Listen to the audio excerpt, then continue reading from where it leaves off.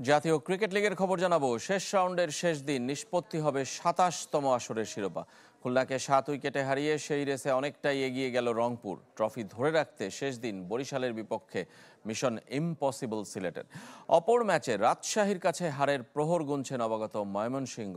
আর Dhaka innings ব্যবধানে চট্টগ্রামকে হারালেও তা point টেবিলে কোনো প্রভাব ফেলেনি। নতুন এবং ফিরে আসা গ্রাহকদের জন্য নগদে চলছে ক্যাশব্যাক সহ প্রতিদিন হাজারো উপহার জেতার সুযোগ। হবে আশা আর ফেরা, সারপ্রাইজ সেরা। নাটকীয় মোড় নিয়েছে জাতীয় ক্রিকেট লিগ। ৩ নম্বরে থেকে শুরু করে শিরোপার সম্ভাবনায় এখন সবচেয়ে এগিয়ে রংপুর বিভাগ। ৩ বছর পর শ্রেষ্ঠত্ব ফিরে পাবার সম্ভাবনায় উত্তরাঞ্চলের দলটি। খুলনার বিপক্ষে দারুণ জয় তুলে নিয়েছে ট্রফিম্যান আকবর আলীর দল।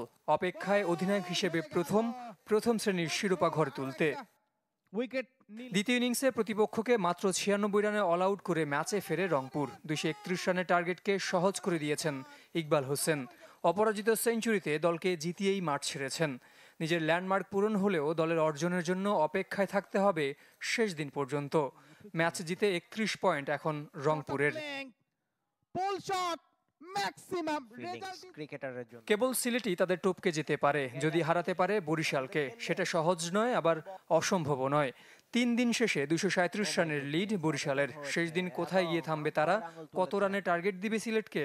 আর সেই রান তারা করতে পারবে কিনা সিলেট? অনেক প্রশ্নের উত্তর এখনো বাকি। এমনকি এই ম্যাচ জিতে গেলে রানার্স আপও হয়ে যেতে পারে বরিশাল। রংপুরের পর যাদের আশা বেশি ছিল চ্যাম্পিয়ন হওয়ার, সেই নবাগত ময়মনসিংহ হারের দ্বার প্রান্তে। রাজশাহীর বিপক্ষে ৪২৮ রানের বিশাল টার্গেট তাড়া করতে নেমে তৃতীয় দিন শেষ করেছে ৯ উইকেটে ২২৭ রানে।